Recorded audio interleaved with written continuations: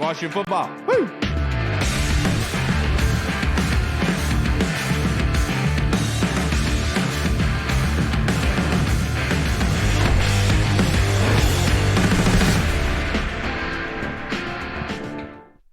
Hello, everybody, and welcome to the Burgundy Zone. I am your host, Kyle, and I'm joined by my co-host, Michael Reed. Hall will be joining us here momentarily, but the Burgundy Zone is a part of the Frederick Podcast Network. You can find out more by going to www.listenfrederick.com. And the title of this episode is The Lead Up, meaning the lead up to the Combine. So we thought we'd bring on the voice of Washington, Mr. Pete Medhurst. Thank you so much for joining us on this beautiful Sunday afternoon. Pete, how you doing? What's up, fellas? Good to be with you. Pete, yes, sir. It's fast. beautiful. James Wood, homer twice. James Wood, what's up with that? There we go. Look, James Wood home runs have been moon shots. So maybe that new thing, we just flew to the moon, saw it go by. I mean, both impressive home runs. I mean, look, if the Nats are trying to sell tickets this year, just give that young fella a jersey coming out of spring training and see if it works. Because if it does, people are going to keep coming to the ballpark to see shots like that, no doubt. And I found out last week, actually, by my uncle, that the owner of our company actually trained James Wood when he was a kid in baseball. Yeah, he's local. Yeah. He's a local kid. That's so awesome. Obviously, we root for him here at the company and everything like that. But, Pete, let's bring this back to football because the Combine is coming up. On the 29th is when the the drills start with linebackers and defensive linemen. Are there some prospects you're keeping your eye on that you want to kind of see their measurables? Obviously, a lot of your eval is based off of film and everything, but obviously you'd like to see how some guys perform in some drills. Are there any guys that stand out to you in that regard? I think the one guy that is of interest to me that I watched this past year, I got a chance to see play game tape, play live, and then be able to go back is Jeremiah Trotter Jr. Okay. Want to see how it translates to, the next level. Clearly, he's going to have the support system. He's grown up around the game and playing at Clemson behind some terrific defensive linemen. He's a guy that really intrigues me for what Washington Washington needs help at that position. I mean, the ultimate question is what do they do in terms of, how are they going to utilize their linebackers? Right. Are they going to play more of a 52-like deal that they've been playing, where you can walk a Khalik Hudson up there, you walk Cam Curl up close to the line of scrimmage? It all depends on what, Dan Quinn and Joe Witt want to do now. And I think what they feel like they're going to do is based on what they're, either going to search for in free agency or get ready for here, in this draft coming up. I mean, and look, let's face it, you've got two studs at the defensive line spot. If you don't trade one of those guys, you're set there. I think you're set okay behind them, quite frankly. But, if somebody in the second day, because you got multiple picks there as of right now, if somebody ends up there that you got higher on your board and you're looking around the room going, hey, man, we had that dude at like 28 and he's still here at 40. Yeah, I mean, yeah, you take best player available when you've got that kind of a value attached to it. But, other than that, we know where this draft is going. We know what you're concentrating on. And, when the quarterbacks, the offensive tackles, offensive guards, when those guys take center stage, I think that's where a lot of the great evaluation is going to be for this team. Because obviously, look, let's face it, that's not only are these guys usually the best players in the draft, but this just happens to coincide with major needs for this football team. Yeah. And another major need that it's kind of tough to see which way they are going to go there is edge rusher. I mean, you look at the roster right now. They traded obviously away Chase Young and Montez Sweat last year. You look at the draft. The draft doesn't seem to be too heavy with edge rushers. Obviously, we have the need a quarterback. A lot of people are mocking us that at number 2. Are there any prospects or any free agents that you could possibly see them bringing in here? Well, I mean, you got the other Josh Allen. You got the guy for the Jets. Draft wise, Vert's going to be long gone by the time you get there second day. He's not going to be there. If he is, you sprint with the card up to the podium and give it to him. I think Jared's a good football player. Ironically, started at Albany before he ended up at Florida State. So, again, I mean, that's going to be a position of need. We've seen what Dan's been able to do when he's got a guy, of that caliber. In terms of being able to be versatile, move him around from an edge rushing standpoint to Do you get a guy that's more like an outside linebacker, or do you get a guy that's a pure just edge guy, hand in the dirt, and go get him? So, to me, when I look at what this team needs, the coaches that they've hired, I would think, to me, and also remember, you're hoping, and maybe this coaching staff can be better at it. I think there's a little more football player in KJ Henry. This is a 5-star guy, and I think there's more football player in there. And I think we saw a couple of glimpses of it last year, but I'll be intrigued to see if he makes a bit of a jump with this staff. I'll be interested to watch how he plays through the mini camps, through training camp, and obviously into the exhibition season, because he could really help them. If they really like him and they think he can play, he can save them some dollars. I mean, he's a 5th-round pick, so it's a guy that can save you some free agent dollars and obviously some draft capital if you think that guy can play a little bit. But that's a huge question mark, obviously, right now. Yeah, absolutely. Now, this week, it was announced by the NFL that the salary cap is projected to be, I think, $256 million, higher than was a little bit projected. But that being said, Washington is projected to have around that $80 million, give or take, if they were to make some cuts here and there. How would you like them to spend that kind of money? Because that's not something that Washington generally has. And there's guys sitting there like Kendall Fuller, like Cam Curl, Antonio Gibson. What do you expect for them to do with that 80 mil, or do you think it's going to be more heavy in the free agency aspect? Yeah, I think, remember, just because you have $80 million in cap space, is there $80 million worth of free agents that can help your team, that can impact you? Okay? Just because you have it doesn't mean you just go spend it because you have it, because you got to look out there and go, okay, wait a minute. Are they going to sign Kirk Cousins? No. I mean, it's going to take 35, 40 million to sign that guy, so they're not going to sign him. And when you look around, it's a weak market in terms of depth at offensive tackle, free agent wise. And remember, sometimes this organization in the past forgot about its own players. They were enamored with everybody else's guy for a long time. And I think Cam Curl has shown you he's worth whatever the market says, right now. I mean, if you're Cam Curl and you're Dan Quinn, you say, all right, Cam, hey, here's an initial offer. Him and Adam Peters put an initial offer on the table. Somebody offers you more than this, come back to us and we'll talk about it.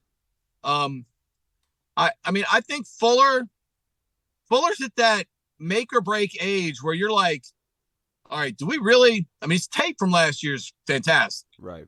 Okay. He played at a great level, but he's a guy that's probably going to get 3 or 4 from somebody. Do you want to give him 3 or 4? Do you want to be committed to him 3 or 4 at significant dollars? Maybe you front load it just in case things go off the wheels go off the cart later in the contract, and it doesn't cost you a lot of dead cap money at the end. But I think both guys have earned the opportunity to stay here. I think Antonio Gibson's fascinating. I mean, look, I was mad that Ron and that regime decided to make him a full-time running back. Because I think his skill set is a skill set that you could use similar to the way San Francisco used Deebo Samuel. Right. And obviously Antonio's got to hold on to the football. I know about the fumble issues and everything, but I watched that guy be a game breaker at wide receiver at Memphis. And then Mike, before he went to Florida State, Mike experimented with him with, some carries in the backfield and everything. And Washington looked at it like, oh, we're just going to make him a full-time running back. No, that's not where he was most effective. You could have utilized him so much better. I think there's a talented football player there. Ultimately, dude, you're not kidding, Pete. If you look back that Jaguars game week 1 last season, with when Scott Turner was calling it, that one corner route that he ran in the pass and he caught it at the sideline, and just to show you, he's been showing that receiving ability the entire time. Yeah, I mean, I think Antonio, there's a good football player in there. Now, I'm not sure anybody's going to offer him more than a 1 year. I mean, look, the nature of the position now, he's probably a 1-year contract. And again, that's one of those cases where if I'm Adam Peters, I'd tell his agent, hey, get whatever you get the best offer out there, come back to us and we'll talk about it. We'll see what happens. But I believe there's a solid football player there. Now, in the draft, you know, if somehow second day, all of a sudden Blake Corum's in front of me, maybe even, wow, the FCS kid that's playing for, oh my gosh, I think his name's Todd. Got good value. Yeah, I think he's got some reasonable value, as well, second day. But I mean, I don't know about y'all, but I mean, Brian Robinson looks like a number one, and we just didn't see him run like a number one because the offensive coordinator was throwing the ball 40 times a game. So, I mean, we don't know ultimately. And Cliff Kingsbury's offense, we don't know how much B-Rob will be even used then, but gotta believe it'll be more than what he was in Eric's system. But if as a collective group, and this is what they're never going to come out and publicly tell us, I mean, look, as a collective group, they may not think he's a good player. And if they draft somebody early in that second round, maybe that speaks volumes to what they think. But I mean, I with what we saw from Brian Robinson, I certainly thought he was a good football player last year in the limited doses that he got. But ultimately, philosophically, what they're going to do offensively and what that staff as a personnel group thinks of Brian and Antonio ultimately will speak volumes based on what they do in either free agency and the draft. Yeah, and to wrap this up, Pete, I only have a couple more questions for you. It's a brilliant way to kind of talk about Brian Robinson because, that spread offense, one of the things that you're weak in that regard is the power running game. And being able to have Brian Robinson being in that would obviously help them out a lot. But to wrap this up, only a couple more questions for you. What do you think Washington should do at number 2? Because I like to post these mock drafts that everyone yells at me about that I'm making terrible decisions left and right, and I agree with them.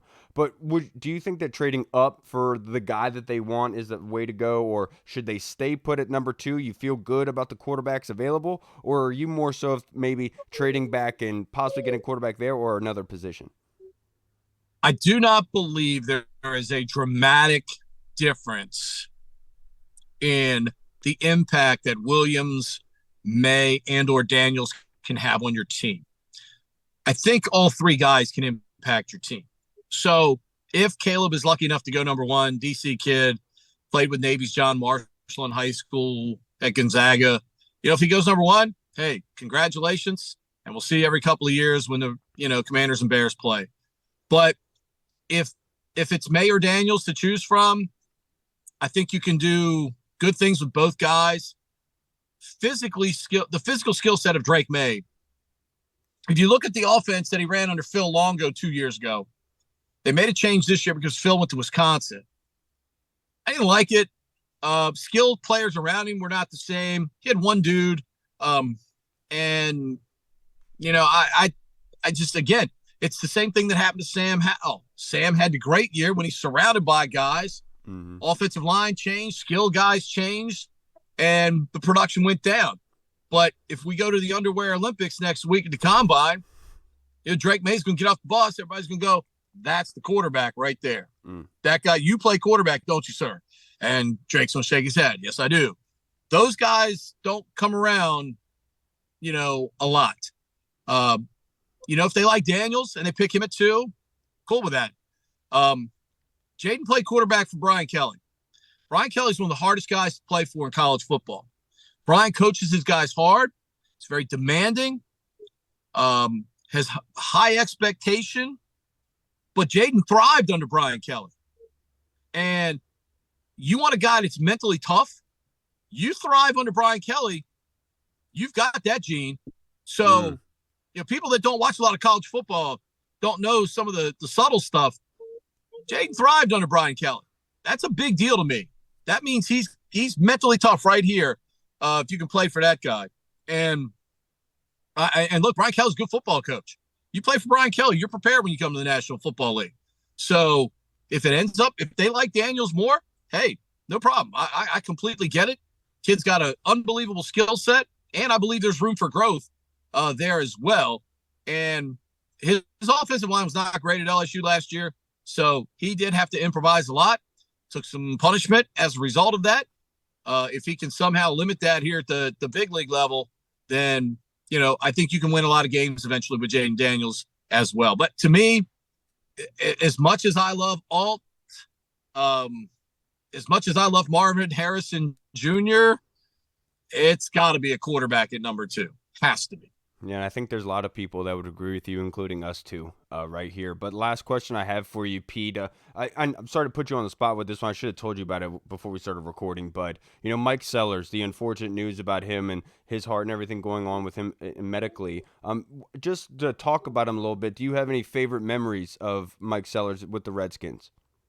I mean, Mike Sellers is one of those guys. I mean, you look at his career. He's he's the underdog story. Plays a position and played on special teams and thrived at it. Was terrific at the job that he had, played the game hard as heck every day.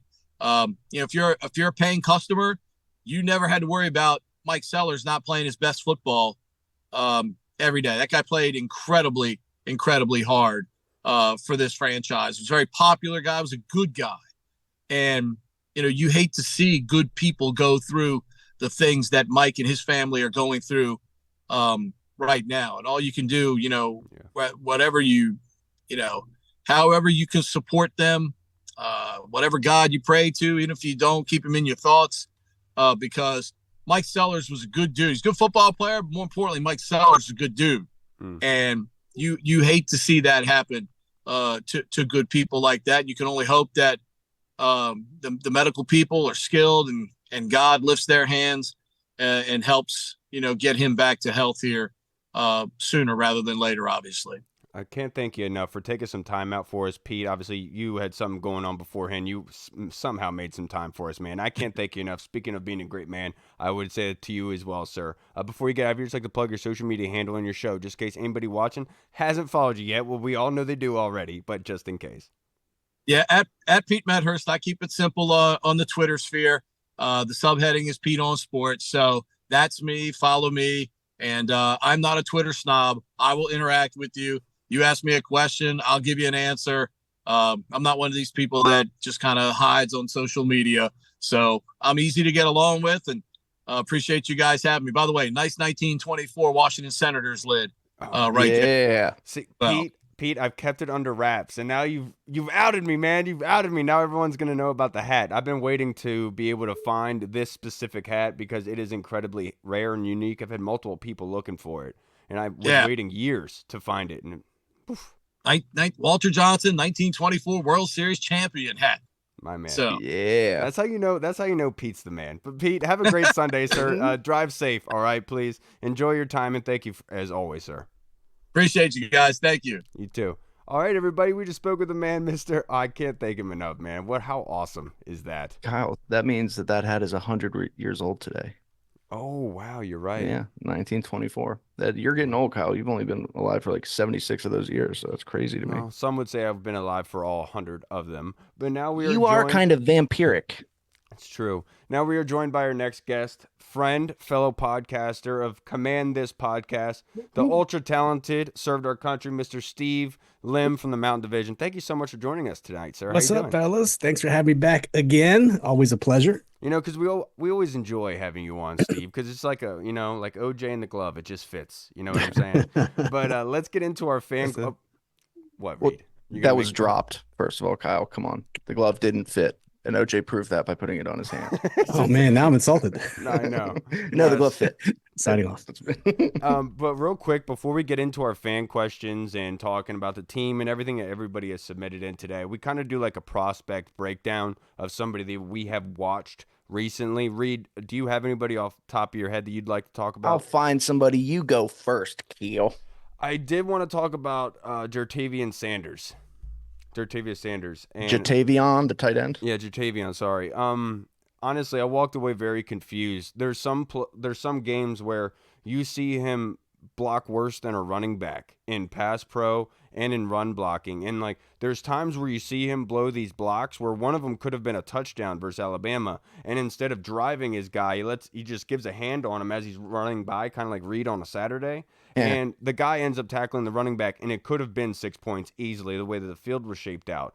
But right after that play, you don't see him for like probably 6 or 7 plays because they benched him. And so my whole thing with him is when you do see him doing the blocking right, he does it well, and he's a physical, violent person, and with the ball in his hands. But my whole thing is with him is you want to get to that point, but I feel like a lot of time will be dedicated to his blocking. And so as much as I've seen him be a second to third round pick, I think we're more so looking at fourth to fifth round, just given the fact of how much time you're going to be dedicated to his blocking in particular. He's like the complete opposite. What was the tight end that came out from Georgia last year? The Steelers got him. Darnell Washington. Yeah, he's a complete opposite of Darnell Washington in sort of play style. The thing is, I agree. Yeah, but if you draft Jatavion Sanders, especially in such a weak year for tight ends, which by the way, I'm excited to see which tight ends fly up the draft boards this year with insane athleticism happens every year. But if you draft him, you're drafting him basically just to use him as an extended wide receiver that you can move inside at times because that dude's blocking is, but it'll definitely be interesting. And my thing's a little delayed right now. It feels weird. Looks weird. But I'm going to go with Graham Barton, the offensive lineman out of Duke. He's probably a second round pick, possibly even late first, depending on how he goes. This guy is just a jack of all trades. He primarily played left tackle at Duke. He's played guard. He's played center. I think they project him more inside in the NFL. I know some people have him listed as a center. Some people have him listed as a guard. But he's somebody who you can go in there. I think he's similar to Peter Skoronski in a way that he's undersized a little, not undersized. No, he's 6'6", 315. But just in the way I just remember viewed. Yeah. And Skoronski was projected to move inside. Obviously, that didn't happen. But Graham Barton, I think, is definitely going to be inside. He's smart. Obviously, he went to Duke. He's been a starter for a long time. I mean, Kyrie went to Duke and said the Earth was flat. I mean, Kyrie's just an outside the box thinker, Kyle. He didn't say it. He promoted a documentary that, but he's somebody you really got to feel good about with how strong he is. I mean, just the physical tools, everything's there. You look at him, the dude, he's a football player when he's on the field. And though I guess you can kind of get concerned about the way that he's kind of proportioned, the way that he's built, his lower half, his frame, and maybe his hand placement at blocking. Sometimes he seems to get a little bit ahead of himself and just grabbing as soon as he can. But that's kind of just nitpicking. I really like this year's interior line, like from centers with Graham Barton, Jackson Powers-Johnson, Zach Frazier, those guys. I really like this year's center class, so I'm excited about it. I like Graham Barton. I think he's a cool guy. I think we talked to Ryan Fowler, who told us that Graham Barton was looked at as purely a center, and that was news to us a couple months ago. So obviously the center class is actually looking very healthy, especially in the middle to later rounds. But let's answer some fan questions, Steve. And this one was submitted by the Colonel, and this is a really good one. He said, "Can we have a discussion about Sam Howell? For the first 5 weeks of the 23 season, he was pretty damn good, damn impressive for a rookie quarterback. Do you think we're going to trade him while he's still on a rookie deal, or do you think that Jaden Daniels or Drake May will compete with him to start in 2024? Should we trade him? If you're going to draft one of the guys, yes. Will we trade him? It's hard to say. We don't know what this new staff's going to do. We don't know their tendencies. But having Sam Howell on the roster and going with a number 2, he probably will beat this guy in camp. But why would you take away unnecessary reps from a number 2 quarterback in the draft? So if you can move Sam, I would move Sam and then just go get a veteran backup. There's plenty out there. There's Tyler Huntley, Tyrod Taylor. There's plenty of guys out there. So get some capital for Sam if you really want to build up the base. There's no need to keep Sam around if you're getting a quarterback at 2, in my opinion, when you can get something better than a 5th for him. Yeah, I like the way that you say that because a lot of people probably harp on it. But the fact is you're right. If you are taking a quarterback at 2, the last thing you want to do is walk in saying, okay, you're competing with Sam Howell. Because for Josh Harris and company, Adam Peters, taking this quarterback means a new regime, a new time, a new future coming. And so keeping Sam Howell there and saying the competition is going on, I think is a bad way to start business here. Obviously, you could take a quarterback at 2. They're starting, and you're going to say, Sam Howell, be the best backup you can be, and we'll call you in case we need you in emergency situations. But with Drake May in particular, I feel like that social environment is much different and much more dynamic than it would be if it was Jaden Daniels. I talked with George Kime in our group chat today. Imagine your job, Colonel, and your best friend, they hire somebody to replace you, to do your job. Are you honestly going to love going to work? Are you going to be motivated to go into work and do a good job? Or are you going to be kind of pissed off and might want to get the hell out of there? And so if he's your good friend, I would be like, hey, look, I don't care. Maybe I should be a better quarterback. You know what I'm saying? Maybe I should not falter the second half of the But season. obviously, the other aspect of this, Colonel, is how much we would garner in retention, right, for Sam Howell. I said a while ago that I thought Sam Howell was our most tradable asset. And a lot of people scoffed at that, but I truly do believe that. And there's stupid people out in the NFL that you could obviously ship him off for. So regardless, I think the opportunity is there. It's just, is the draft pick going to garner not having that backup quarterback on you right away if you're not retaining Jacoby Brissett? Right. And yeah, I mean, obviously you would like to keep Sam Howell. I think he would Yeah. make a lot of sense, especially like if you look at both I mean, Jaden Daniels and Drake May, obviously I would say, look, this isn't a fair comparison because they're not the same quarterback. I think that has been established by people who said Drake May is just Sam Howell 2.0. They're completely different quarterbacks. Similar skill sets in the sense that they can use their legs as well as have strong arms. Jaden Daniels too. Obviously, Jaden Daniels is a different level of that type of quarterback when it comes to using your legs. But you would like to keep Sam Howell there. I mean, he's got experience. The teammates seem to like him. But if you can get, like what was reported today, them talking about a third round pick, I think I would take that in a heartbeat. I'd take that right now. I would say, Yep. okay, yeah, go Yeah. go right ahead. Yeah, And, it is really lazy when people say that Drake May is just a taller Sam Howell. Because when It's you look, Helmet just watch. scouting. well, when Yeah, you look at yeah, Sam, exactly. look at Exactly. Sam's Tell me you body. haven't watched him without telling me you haven't watched him. And look at You the know? way that his body is no homo. Like if you look at him in the way But that you're he's always looking at the way that guys' he's bodies, built, he's very Kyle. stocky. You know, we saw that in the third down run that he can run through tackles because of that frame that he has. Drake May being taller is much more thinner, right? And he's not going to be as durable as Sam in those situations. I highly doubt we're going to see Drake May in the NFL next season being able to run through NFL linebackers and DBs. I mean, he's 6'4", 230. Well, no, I think he no, could of definitely course he's run a over big some dude, DBs. but his weight distribution is very much No, I different know than what you're saying. Sam's That's is. like when Yeah. people. It's the same thing when people were talking about RG3 coming out. Almost. I mean, Yeah. look, maybe I'm taking this. This isn't what you meant, but it's similar. Like the different body types. Like RG3 was listed at 220 coming out 6'2". RG3 also had extremely thin knees and thin elbow. Like it was just he was proportioned differently. He had a sprinter's body. It was just different. Yeah. So that doesn't really have much to do with what you said, but I just like to talk about RG3's body every chance I get. I know you do. You know what I'm Steve, saying? sorry, you had something? No, I was just clearing my throat. Oh, my bad, my I- bad. Next question, Steve from the Colonel. It's a good one as well. Cam Curl and Kendall Fuller, both free agents, are our best DBs. How could we consider letting them walk?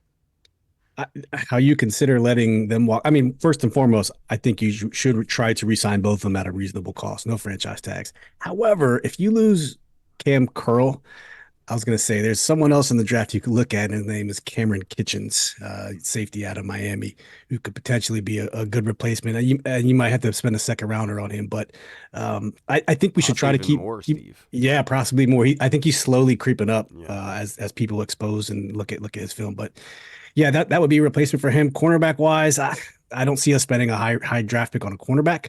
So I don't know how you replace Kendall Fuller. That's why I think you should try to resign both of them if possible at the right numbers. We have the money to spend. So Yeah, the one thing I will say about, because obviously their defense in Dallas is going to be different than here. But the one thing that you can always look back to Dallas was people would say, well, how is Diggs getting burnt but still getting all the picks? And then Diggs gets hurt. And then it's Bland comes in and starts getting all these picks. And you start wondering, how is this possible? Like, I was waiting for the turnover river to stop. I was waiting for it to go dry, and it continued to come.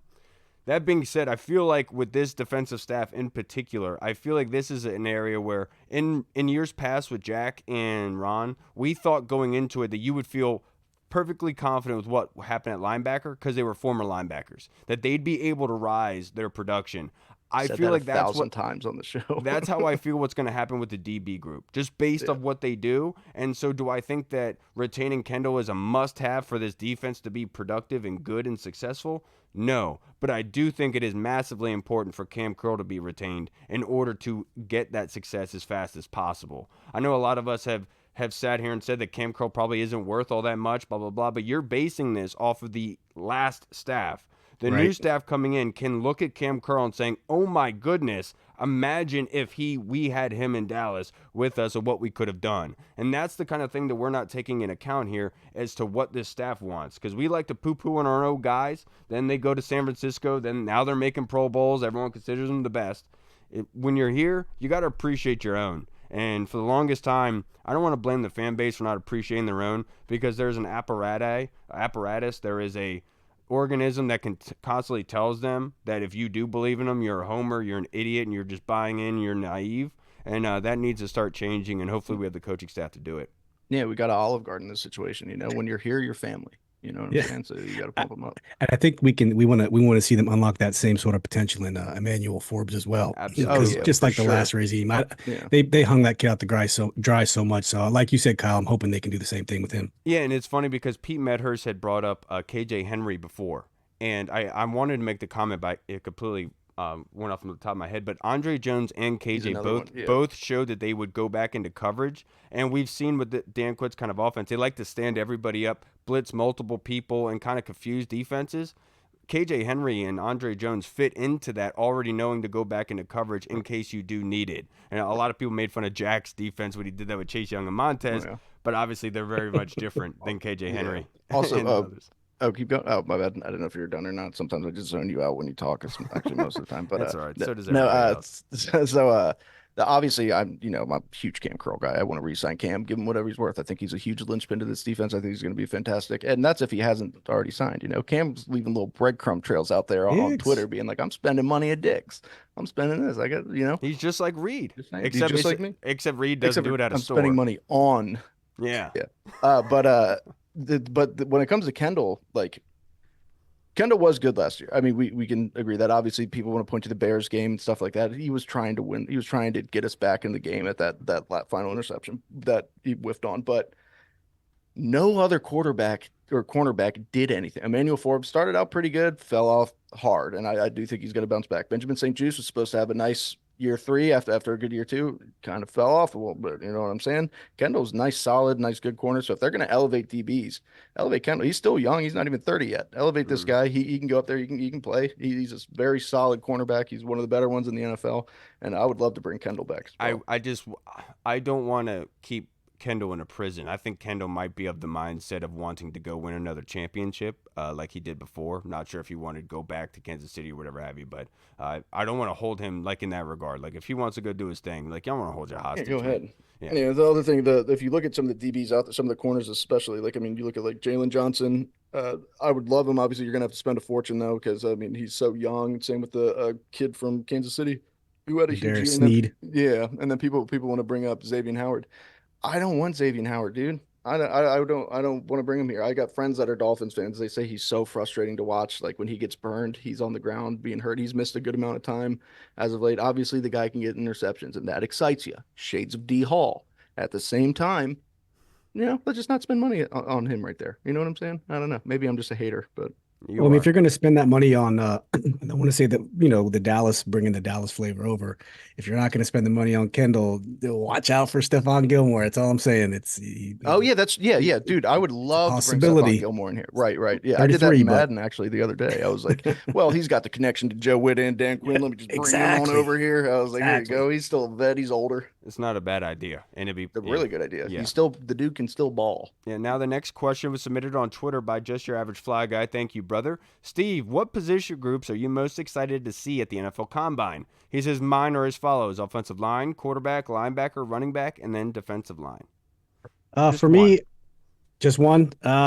Quarterback's too easy. I'm gonna say tight ends. I love the tight end position. It's my favorite position outside of quarterback. So I'm hoping that we can find a tight end somewhere in this draft to bring up a catching tight end, not a blocking tight end, like a catching tight end. I know Brock's not in the picture. Sanders might be, but he's rising up too. So I want to see how the tight ends do. Those guys always fascinate me, and I'm really to see how versatile they are out there this week. Yeah, well, like obviously everyone would say quarterbacks if they actually did anything at the Combine, right? But for me, if I'm just looking at what I'm looking for at the Combine, it's going to be the linebackers. There is a lot of linebackers in this draft that could help Washington, like Cedric Gray, for instance, also rushes the passer, but good in coverage, and a good tackler, forms the run well. And then Peyton Wilson, with his injury at the end of the season, how has he recovered? Is he going to test? What is he going to sit out on? And then obviously Edgerrin Cooper, the quarterback spy, who's just a freak of nature. How is he going to run?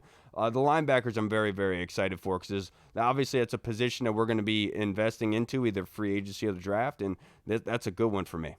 Yeah, I'm always excited to see tight ends and edge rushers, just because those guys, like, seeing that athleticism. Like, you think, like, obviously wide receivers, corners, they run fast a lot of time, running backs, but like you will get some tight ends out there that'll put up some freak of nature numbers. And this year, especially in the tight end class, there's Brock Bowers, I don't know, big gap. And then everybody else. There's room for people to rise. And there's some athletes out there. There's AJ Barner from Michigan. There's Theo Johnson from Penn State. The guys that are very athletic that could, with a good combine showing, who knows, they could move up and solidify themselves over Jatavion Sanders because they do have better blocking. Will they?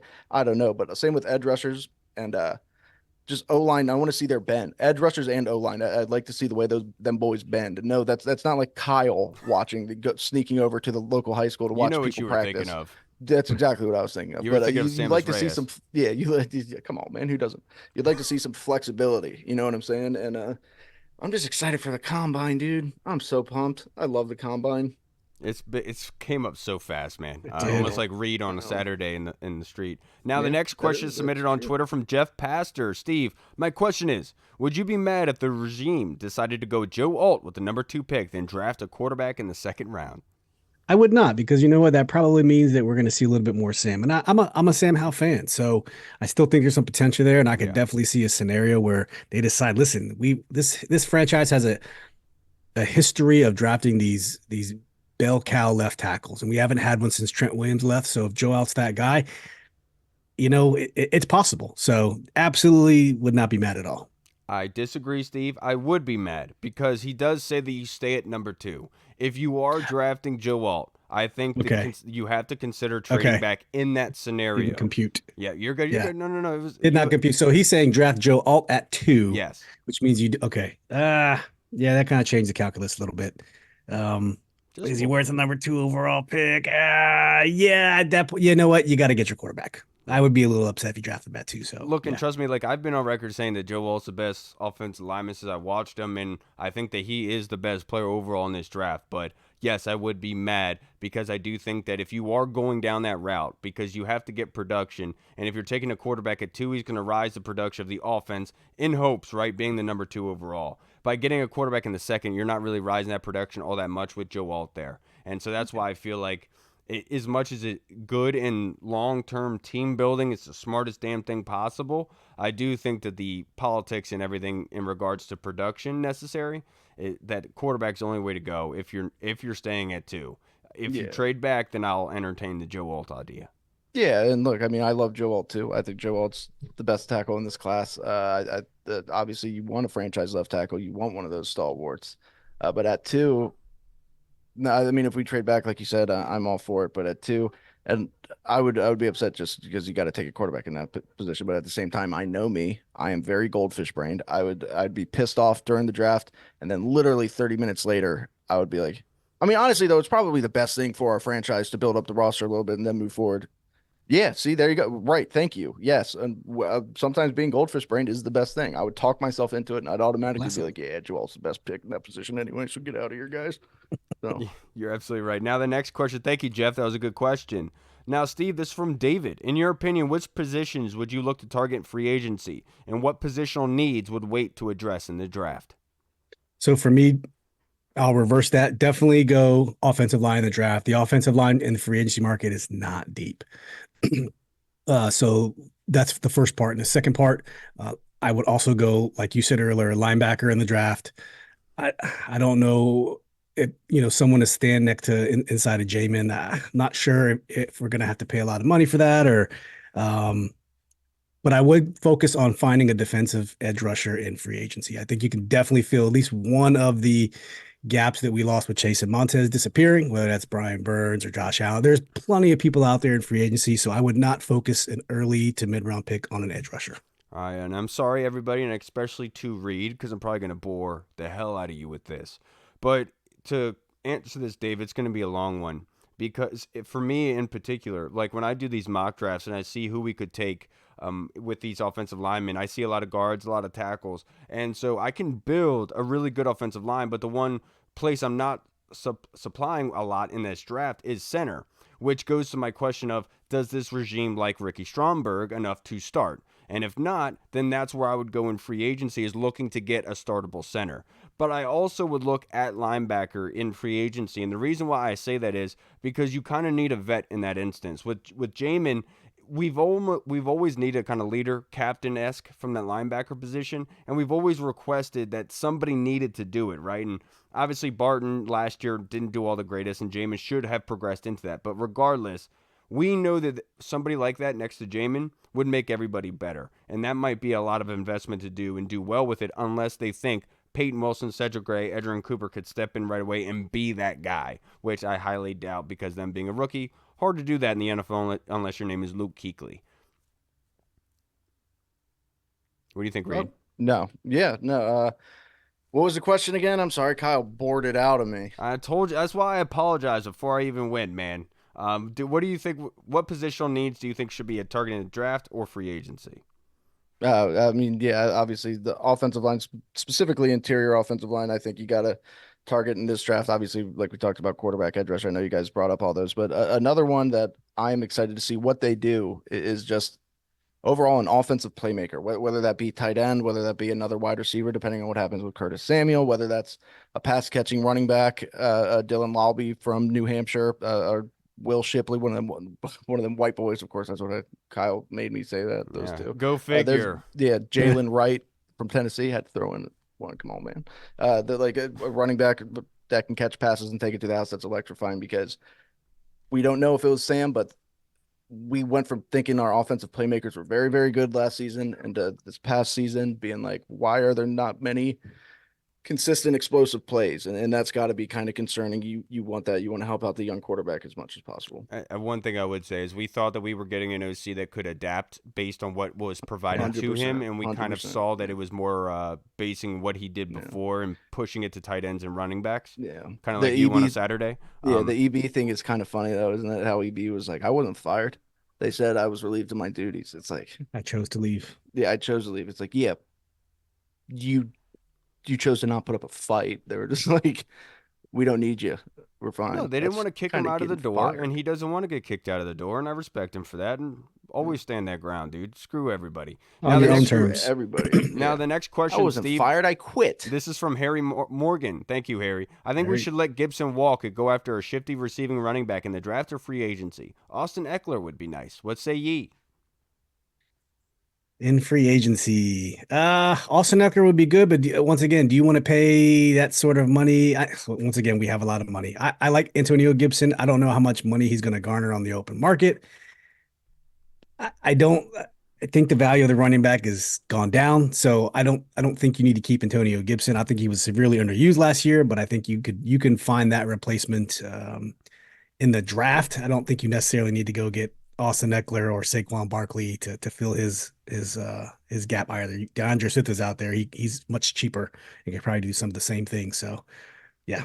Look, I'm good friends with DeAndre Swift's cousin, Dennis, who went to school here locally, and I could tell you without a doubt that Dennis is close with his cousin, and Dennis hates Washington, and I would imagine that his cousin probably feels the same way. Obviously, we'd all go for a job, but if you have options, highly doubt it. But that being said, I like the idea of Austin Eckler. The guy can deadlift like 800 pounds or something insane like that, right? I mean, obviously you're getting a workout warrior, very strong running back, and immediately right in and be productive. But I also think about like a guy like Marshawn Lloyd, who was with USC last year, who's coming out in the draft, where you don't have to spend a crap load on it, but you could get good production out of him because of the relativity with the offense in Cliff Kingsbury. He'd know how to use him in that spread offense. He's used to it. He knows how to read the line of scrimmage and his assignments and everything along that. But there's also guys like Jonathan Brooks from Texas. I did a film breakdown today on Twitter. Go to my Twitter, the Burgundy Zone, and you can find him there. Absolutely, I really like this kid and somebody who could pass block, run the ball very well, good pass catcher, and I think could fit into what is being asked of him coming from Texas, kind of having that similar kind of background in the spread. But I think that I would rather go down the draft, in my personal opinion. What about you, Reed?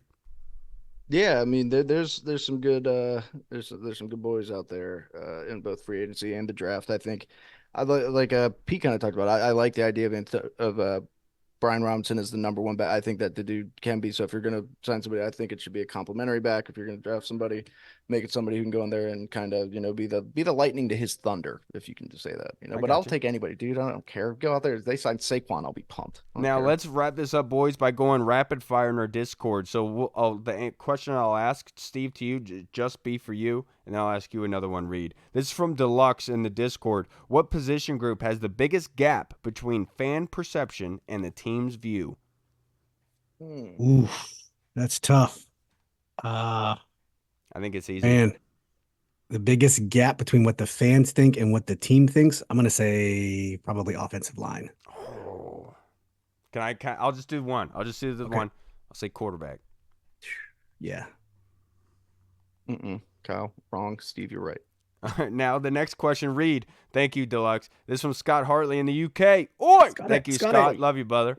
Gents, with the increase in salary cap, what is one realistic free agency signing you want to see happen and one pending free agent you want to see stay? For me, it's Bryce Huff and Cam Curl. Literally just took the words right out of my mouth. Bryce Huff, if you look at his pass rush win rate, if you look at the things he's done coming off a 10-sack year, I would be pumped on him, obviously, Cam Curl. But I will throw in another name out there that would make sense. The guy's had 16 sacks total the last 2 years. He's got the Dan Quinn connection. He's got the Joe Wood connection. That's Dorrance Armstrong from Dallas as a defensive end edge rusher. You could bring him in there, have a nice solid starter on one side. You know what I'm saying? And I think you'd feel good about either of those guys. Do you want to answer that, Steve? Yeah, for me, I would say if one to keep would be Cam Curl, one to go get if you got the money and you want to spend it. Danielle Hunter, outside linebacker, Minnesota. He's a dog. I think he could do a lot of damage.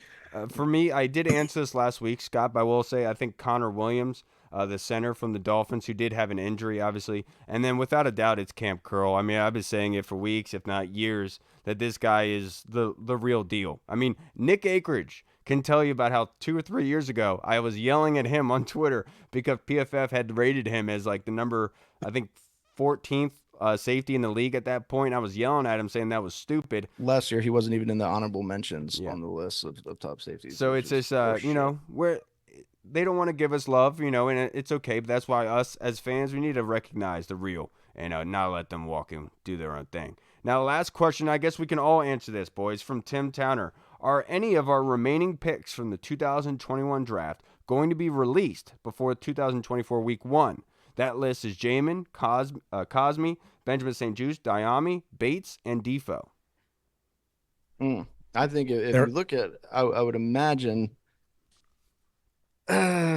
maybe Bates if it's before the season, but Bates offers so much as a blocker that it's like hard to see. I guess Diami would kind of be the one, but it depends on what happens with Curtis Samuel, what they do in the draft. I don't know. It's a pretty tough one, man. It's definitely not going to be Cosme. I don't think Jamin either. So I don't. Just personally based, like I'm gonna be honest, like and I don't want to hate on anybody. I'm not trying to be a hater. I'm not trying to be a dick, but just based off personality and not skill set whatsoever, I would say it's Benjamin St. Juste. Well, and he's Canadian. Yeah, that's strike one. You know? I mean, just after every little stupid thing doing that, like that's not something that they are, I don't see them. I don't see it's hard to answer without seeing who they draft to get in free agency because that's where you become expendable. But as it stands right now, I think they need all those people, at least as I would agree, plank holders going into the season. So I don't see them cutting anybody. I just know Tim's trying to put us in a corner, and I'm picking one. Damn it, I'm not walking out of this. Nobody puts baby in a corner. Yeah. Reed knows. I get it. Yeah. Gator don't play no. Now the question from Tim Towner, real quick, Steve. Say the decision is made to explore trading back from number 2, and the offers we get are just draft picks, and to be honest, they are lacking. Would your interest be piqued if a current NFL starting? This was last week's question that he asked. I'm such an idiot. Whatever. That's okay. Let's disregard it. You want to answer it? Can you finish the last part of it though? Basically, if the veteran quarterback would be made available in order to trade up to us for us to trade back, like Herbert, Burrow, Josh Allen, those sorts. Oh. Given with their contracts, what they have, is there something that you would be willing to do? Any of those guys you just mentioned, because those contracts actually they're 2-3 years old, so technically they're bargains right now. And the cap just increased, was it 34 million? So those contracts are bargains today, even though back then they were like, ooh. So any of those guys you mentioned would be, probably arguably one of the best quarterbacks in this franchise history. Steve, so what was up with your thing?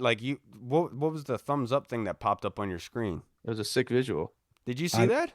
Yeah, the like button. Yeah, the like button. You're like, well, I was holding 2 hands on a football. No, it was like on your screen.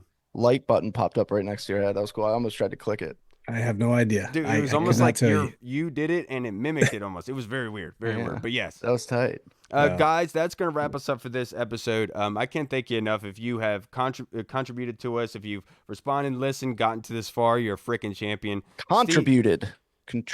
Whatever, dude. I'm just all over the place right now. I'm out of coffee. Just leave me alone. You know I do this at least 5 times an episode.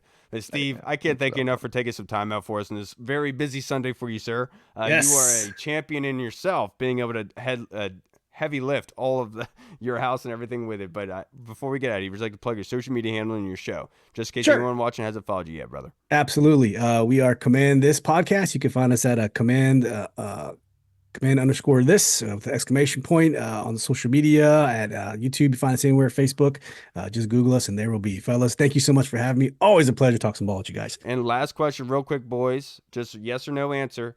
Do you really honestly care if they change the name again? No, Honestly, no, I don't give a shit. I don't care what anymore. the name is. Yeah. Yeah, I had to explain this to my uncle when we were in Georgia. He's like, dude, not it's that just the deep. name of a team, Gene. I know Yes. you're saying they're always the Redskins, but it's just the name, bro. All right, Yeah. everybody. That's going to wrap us up for this episode. Thank you. We'll see you again on Thursday. Have a safe week. Be good. Work hard. All right, everybody. I'm Kyle. Former NFL scout Daniel Kelly, dude. Yeah, Caleb Williams is a 7th round pick. Absolutely. What a dumb guy that guy is. We'll see you guys again on Thursday. Washington football. Woo!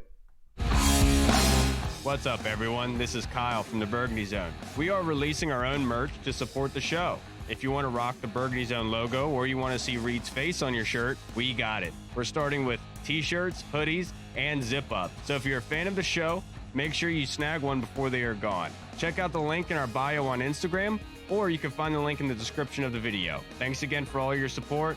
Until next time.